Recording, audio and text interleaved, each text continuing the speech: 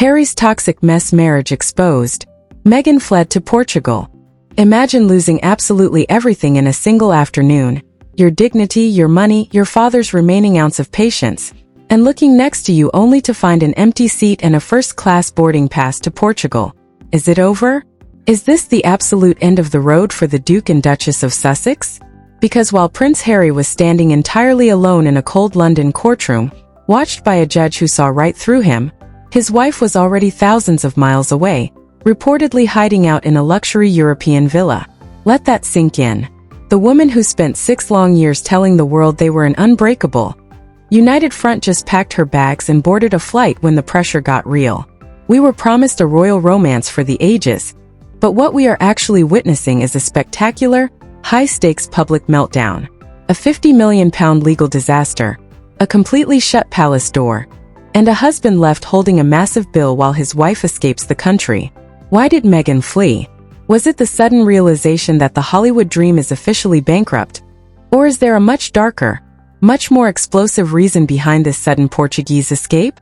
Stay with me, because what the mainstream media is completely ignoring tonight is the one detail that changes absolutely everything about this marriage. Hit that subscribe button, buckle up, and prepare yourselves, because the fairy tale didn't just crack this week. It completely shattered. To truly understand the sheer scale of this absolute catastrophe, we have to go back to the moment the House of Cards began to collapse in the most public way imaginable. We are talking about a man who was once the most popular royal in the entire world, a prince who could do no wrong in the eyes of the public, now reduced to a figure of absolute mockery in a British courtroom. The High Court did not just rule against Prince Harry this week. They systematically dismantled every single pillar of his carefully constructed narrative of victimhood. For years we have been subjected to the endless, exhausting cycle of complaints, the Oprah Winfrey sit-downs, the multi-million-dollar Netflix documentaries, and the endless pages of his memoir Spare, where he painted himself as the ultimate survivor of a cruel establishment. But when the spotlight of a court of law was finally turned on him, when he actually had to back up his wildest claims with cold, hard evidence, the entire illusion evaporated into thin air. This was supposed to be his grand moment of triumph, the ultimate vindication where he proved to his family, to the British public, and to his wife that he was right all along. Instead, it turned into the single most embarrassing legal defeat in modern British history. 97 separate allegations, 55 distinct articles, and over 400 pages of a devastating ruling that can only be described as a complete and total slaughter of his credibility. The judge did not just politely disagree with Harry. He essentially told the world that the Duke of Sussex's entire case was built on nothing but speculation, paranoia, and a deeply distorted view of reality. The phrase balance of probabilities was hammered home 61 times in that ruling, which in plain English means the court found it highly likely that Harry was simply making things up as he went along. He had to prove there was absolutely no possible lawful way the Daily Mail could have obtained those stories from 15 years ago, and he could not do it once. Not on one single article. Not on one single count. It was a clean sweep of humiliation, but the real tragedy of this entire spectacle is not just that he lost the case. It is the fact that he was left to face the firing squad entirely by himself. Where was the supportive wife who promised to stand by him through thick and thin? Where was the woman who claimed they were like salt and pepper, always moving together? She was on a first-class flight to Portugal, leaving her husband to drown in a sea of litigation debt and public ridicule. The sheer timing of her departure is what has sent shockwaves through Fleet Street and beyond. This was not a pre-planned family vacation. This was a strategic escape. Sources close to the situation are whispering that the moment the legal team realized the verdict was going to be an absolute disaster, the bags were packed. The optics of this are incredibly damaging. If Harry had won, we all know exactly what would have happened. Meghan would have been right there on the steps of the High Court, wearing a perfectly tailored designer outfit, clutching his hand, and delivering a highly polished emotional speech about justice, truth, and their shared triumph over the evil British press. But because he lost, and lost spectacularly, she chose to distance herself from the radioactive wreckage of his legal career. The level of condescension he received from the victors was the ultimate insult to injury. The very people he accused of hacking his phone and destroying his life did not even treat him as a serious adversary. Instead, they expressed a patronizing pity for him, calling him a confused and angry young man who had been manipulated into bringing a preposterous and lurid case to court. Imagine being a 40-year-old prince, a father of two, and having your lifelong enemies publicly pat you on the head and treat you like a gullible child. It is a level of social and public castration that is almost impossible to recover from. And yet, instead of taking the defeat quietly and retreating to lick his wounds, Harry did the one thing his high-priced, Yes Men advisors should have stopped him from doing at all costs. He released a statement. And not just any statement, but a petulant, angry tirade that took aim at the very justice system he had just put his trust in. By calling a high court ruling a whitewash in writing, Harry did not just burn his bridges with the British judiciary. He blew them up with dynamite. The word accountability, which he and Meghan have weaponized for 6 years in every single American interview, was turned right back on him. The judge essentially demanded accountability from him, and Harry's response was to throw a temper tantrum on the global stage. It is the ultimate hypocrisy. You cannot spend years demanding that everyone else play by the rules and respect the truth, only to scream conspiracy the very second a legal authority tells you that your truth is actually a lie. This petulant reaction has reportedly infuriated King Charles, who has spent his entire life respecting the institutions of the United Kingdom. To have his own son openly accuse a British judge of a cover-up is a step too far, even for a father whose patience has been tested to its absolute limits. But while the media is focusing on the legal fallout, the real story is happening behind closed doors. In the frantic phone calls being made between London and Portugal, Charlotte Griffiths, the formidable journalist who essentially buried Harry in that courtroom, did not waste a single second after the verdict. She went straight onto live television and did something far more damaging than merely celebrating a legal victory. She systematically torched the very foundation of Harry and Meghan's marriage. Griffiths did not have to guess about Harry's state of mind because she has known him for years. In fact, one of the most embarrassing revelations of the entire trial was the exposure of Harry's secret Facebook messages to Griffiths from his wild, partying days in his 20s. This is the man who stood on the witness stand and swore under oath that he barely knew her, only for the defense to produce a paper trail of messages where he referred to himself as Mr. Mischief. The judge saw those messages, read them, and realized that Harry was actively rewriting history in his own head to suit his victim narrative. He was exposed not just as a failed litigant, but as someone who was willing to stretch the truth under oath to win a grudge match against the press. Griffiths' reporting on the state of the Sussex marriage is not based on anonymous Twitter gossip. It is based on her deep, personal knowledge of the circles Harry used to run in before he was isolated from everyone who actually cared about him. And what she is reporting is a picture of absolute chaos. She described the marriage not as a peaceful sanctuary, but as a toxic mess that thrives on constant, high-stakes drama and argumentative jeopardy. According to insiders, the relationship operates on a constant cycle of conflict, where the question of whether it is over or not is used as a tool of emotional control.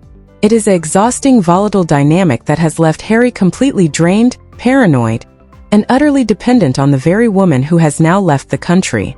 The palace machinery that Harry spent years railing against, those men in gray suits he claimed were holding him prisoner, were actually the only people protecting him from his own worst impulses. Now, with those protectors gone, and his friends alienated, he is left surrounded by a dwindling circle of opportunists who tell him exactly what he wants to hear while his bank account drains to zero.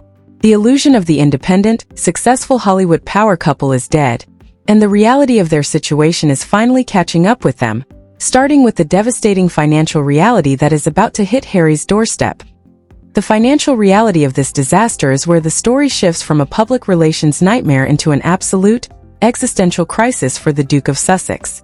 We are not just talking about a minor setback or a hefty fine that can be easily brushed off by a wealthy former royal.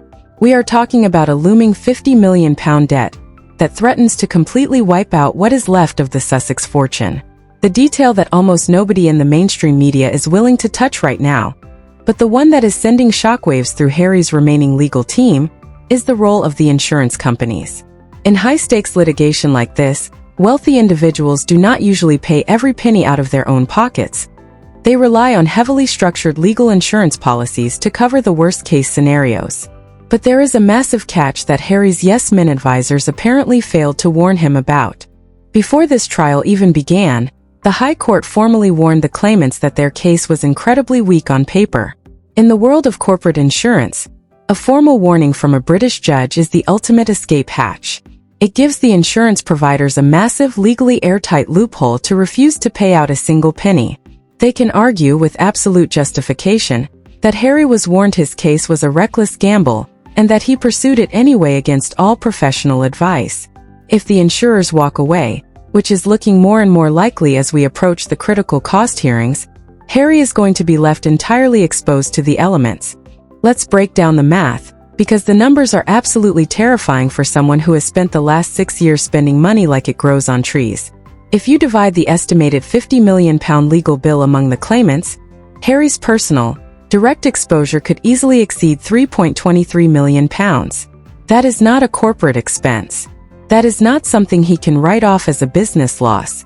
That is a personal life-altering debt that must be paid, and it must be paid quickly. The cost hearings are scheduled for the end of July, which gives him practically no time to scramble for resources.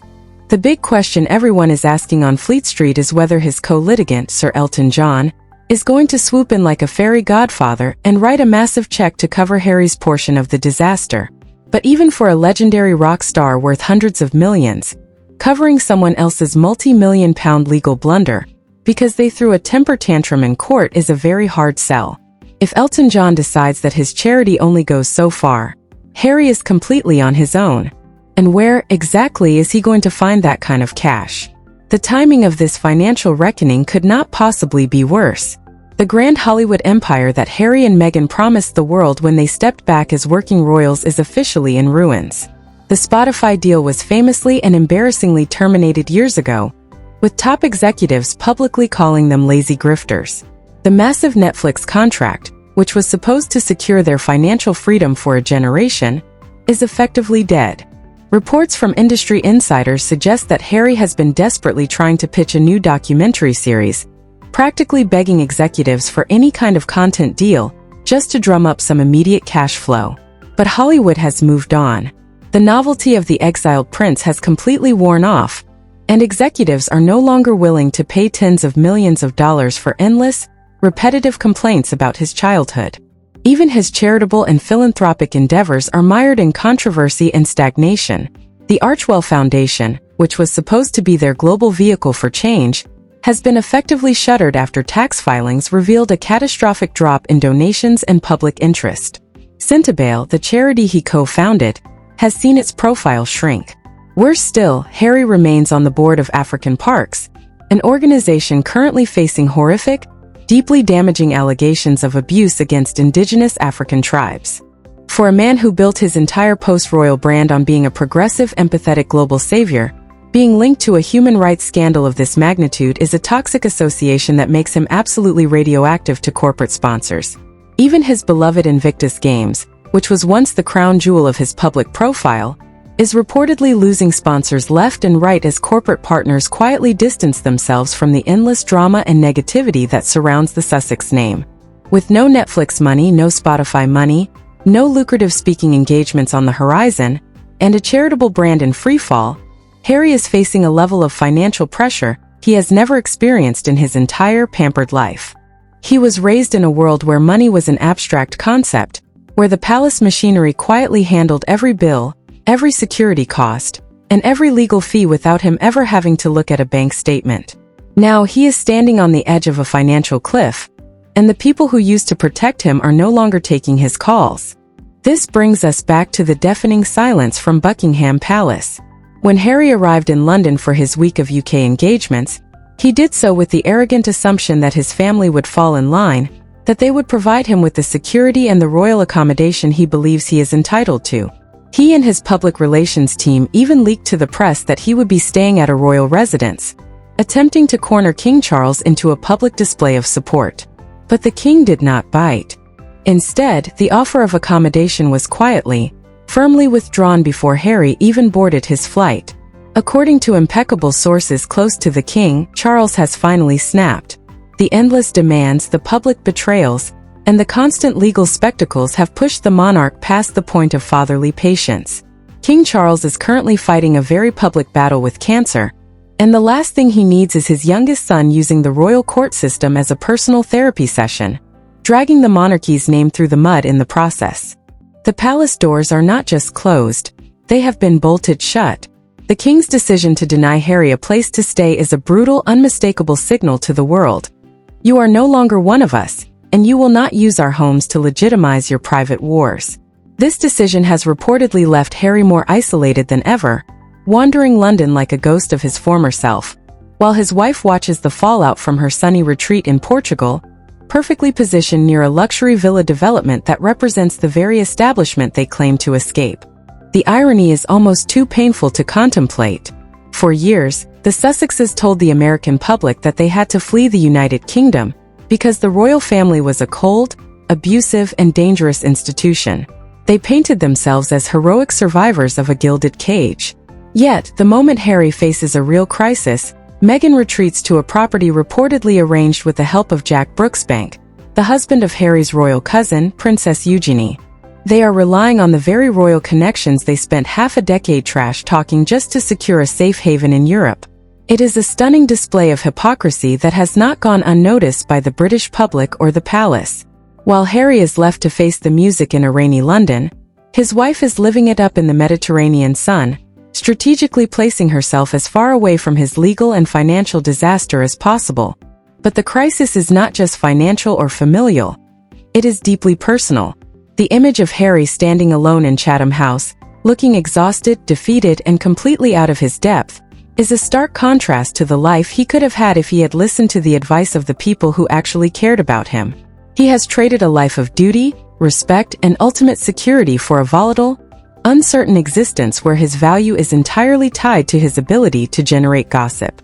And now that the gossip has turned sour, the very foundations of his new life are beginning to crumble, leading many to wonder how much longer this fragile arrangement can possibly survive before the final, unavoidable collapse begins. The sheer scale of this isolation is what makes the current situation so incredibly tragic, yet entirely self-inflicted. As Harry stands in the wreckage of his own making, the contrasts between his current life and the lives of those he left behind have never been more brutal.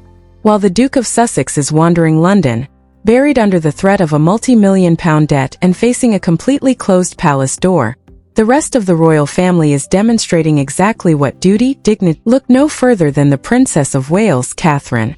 Just this week, having bravely battled and recovered from cancer, she was photographed out in the British countryside, participating in the grueling Three Peaks Challenge for the Royal Marsden and the Evelina London Children's Hospital. There were no designer outfits, no high-priced public relations campaigns, and no dramatic victim-heavy speeches.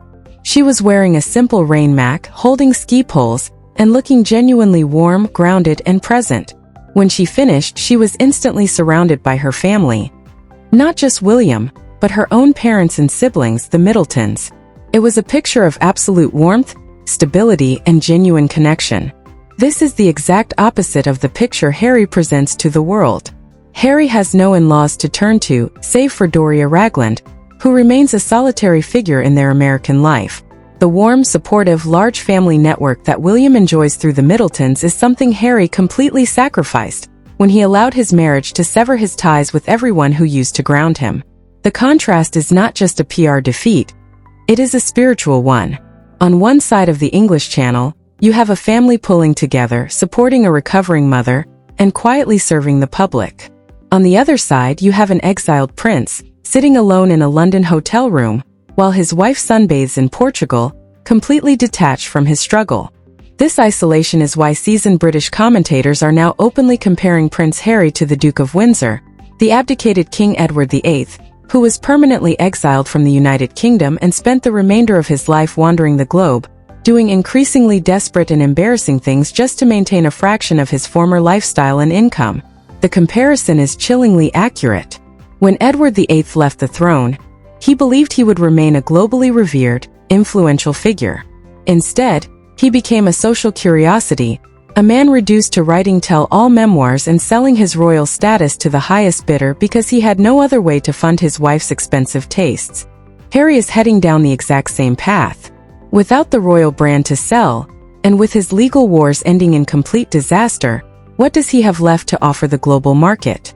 The yes men who currently surround him, whispering sweet nothings in his ear and telling him he is a heroic warrior fighting the corrupt media, are not going to pay his £50 million legal bill. They are opportunists who will disappear the very second the money completely runs out. And that brings us to the ultimate question that everyone on Fleet Street, in the palace and across the globe is asking. Is this the end of the marriage? When a relationship is built on a shared narrative of us against the world, what happens when the world actually wins? What happens when the constant, high-stakes drama and argumentative jeopardy that Charlotte Griffiths described finally burns itself out? For 6 years, Harry and Meghan's bond was fueled by a common enemy: the British press, the royal family, the men in grey suits. But now, the press has won a decisive legal victory, the royal family has successfully ignored them into irrelevance, and the grey suits have been proven right. With no external enemy left to fight, that volatile, argumentative energy has nowhere to go but inward. The rumor mill in London is spinning at an unprecedented speed, with multiple high-profile sources suggesting that the stand-up rose and the toxic atmosphere have finally pushed the relationship to a breaking point. Meghan's sudden escape to Portugal is being viewed by many as the first physical manifestation of a deep, permanent